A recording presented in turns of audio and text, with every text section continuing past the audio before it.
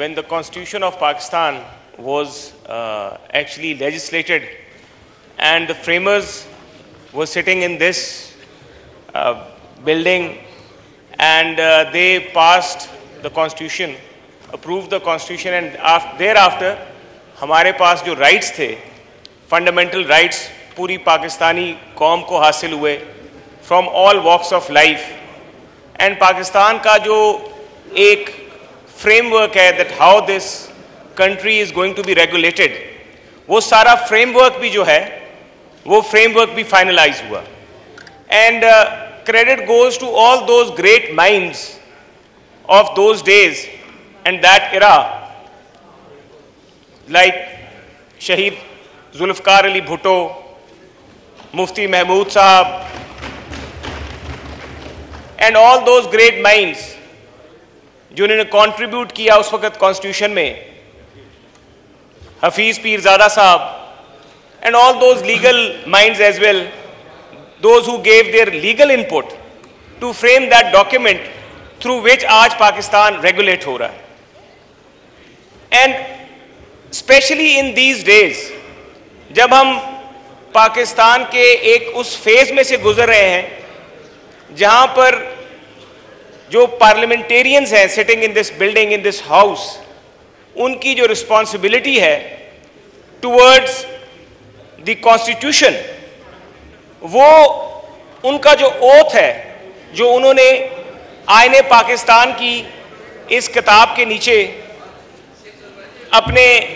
इंतखाबात में मुंतखब होने के बाद जब उन्होंने वो ओथ लेते हैं तो इस आइन के तहफ़्फ़ुज़ का हल्फ देते हैं कि वो इस आइन की प्रोटेक्शन करेंगे, आईने पाकिस्तान की बात करेंगे, दस्तूर पाकिस्तान की हिफाजत करेंगे. और जब भी हम दस्तूर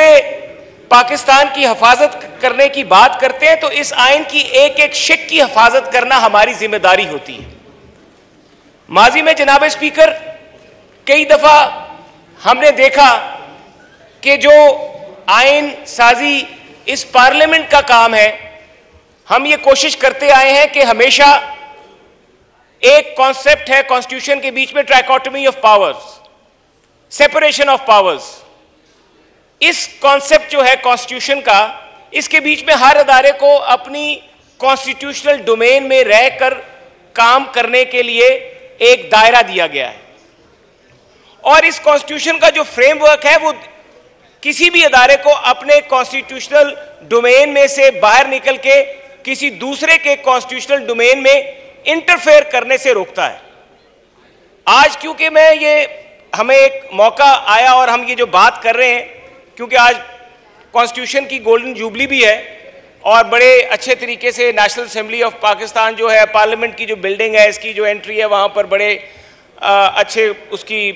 तशहीर भी की गई और एक बड़े वजीर इत्तलात मेरे साथ बैठी हैं, इनको भी मैं क्रेडिट दूंगा कि एक बहुत अच्छा इवेंट किया जा रहा है. पूरे स्पीकर साहब आपको भी मुबारकबाद दूंगा कि एक बहुत ज़बरदस्त इवेंट जो है इस हवाले से अरेंज किया गया है. तो मैं समझता हूं कि यहाँ पर आज इस दिन ये बोलना बहुत ज़रूरी है. मैं एक वकील भी हूँ, एक मुंतखब नुमाइंदा भी हूँ और सरगोदा के एक देहाती इलाके से मुंतखब होके भी आता हूँ, और मैं मुंतखब होने के बाद अपने हलके की जो अवाम है उसकी आवाज़ हूँ इस ऐवान में. और वकील होने की हैसियत से मैं इस तालिब इल्म भी हूँ इस किताब का और पढ़ता रहता हूँ. जनाब स्पीकर, मैं आज अपनी तकरीर जो एक रीसेंट सुप्रीम कोर्ट का फैसला आया, उस सुप्रीम कोर्ट के फैसले में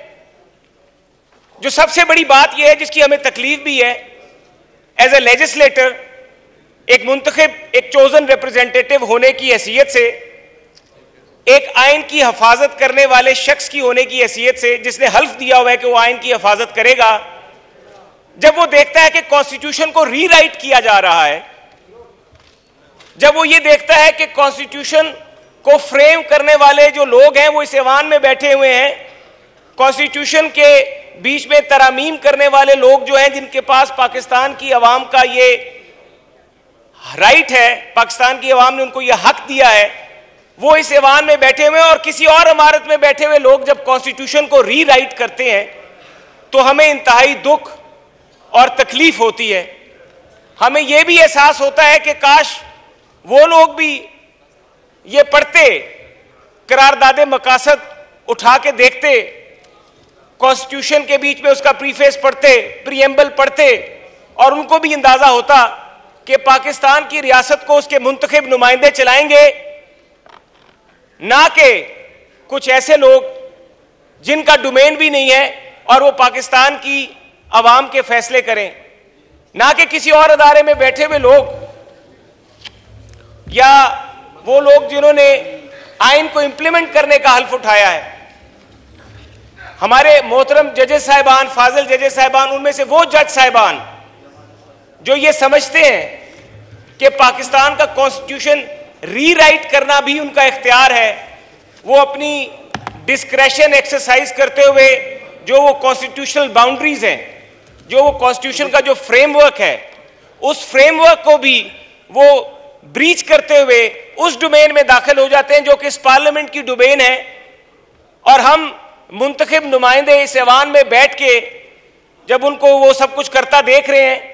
तो उसके ऊपर जब आज हम गोल्डन जुबली इसी आइन की जो है वो मना रहे हैं इस इमारत में, तो हमारा फर्ज बनता है कि अगर हमने इस आइन की पासदारी का, इसकी हिफाजत का, इसके तहफ़्फ़ुज़ का हल्फ उठाया है, तो हम बिल्कुल ये बात करें कि they have no right to rewrite the constitution of Pakistan. I am referring, जनाब स्पीकर, मैं रेफर कर रहा हूं सुप्रीम कोर्ट के उस फैसले की तरफ जिस फैसले में पंजाब गवर्नमेंट का जब एक इलेक्शन का इशू आया और हमजा शहबाज साहब को जब दोबारा से इलेक्शन के प्रोसेस में से गुजरना पड़ा, तो जो 63A की जो इंटरप्रिटेशन की गई,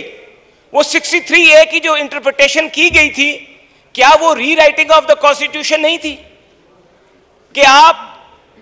डिफेक्शन के साथ साथ डिफेक्शन से पहले आप उसका जो वोटिंग राइट है वो भी खत्म कर रहे हैं, और जब वही मामला परवेज इलाही की तरफ आता है तो उस वक्त इंटरप्रिटेशन 63A की और हो जाती है। उस वक्त राइट्स, प्रिविलेजेस और जो प्रोटेक्शंस हैं वो और हो जाते हैं, हमजा शहबाज की दफा और हो जाते हैं। तो जनाब स्पीकर, वो जो फैसला है वो फैसला पाकिस्तान के कॉन्स्टिट्यूशनल फ्रेमवर्क में मैं समझता हूं कि जो हमारा फ्रेमवर्क है, जिसके बीच में जो फ्रेमर्स की राइट्स हैं, जो इस बिल्डिंग में बैठे हुए लोगों के राइट्स हैं, कि वो कॉन्स्टिट्यूशन जो है उसको तरतीब करेंगे, उस कॉन्स्टिट्यूशन को फ्रेम करेंगे, उसके ऊपर लेजिस्लेट करेंगे। हमारा हक अगर कोई भी और अदारे में बैठे हुए लोग इस्तेमाल करेंगे तो मैं समझता हूं कि that is in violation of the constitution of Pakistan. तो हम आज बेशक यहां पर बैठे हुए हैं और ये सब गुफ्तगू भी हो रही है, और रोज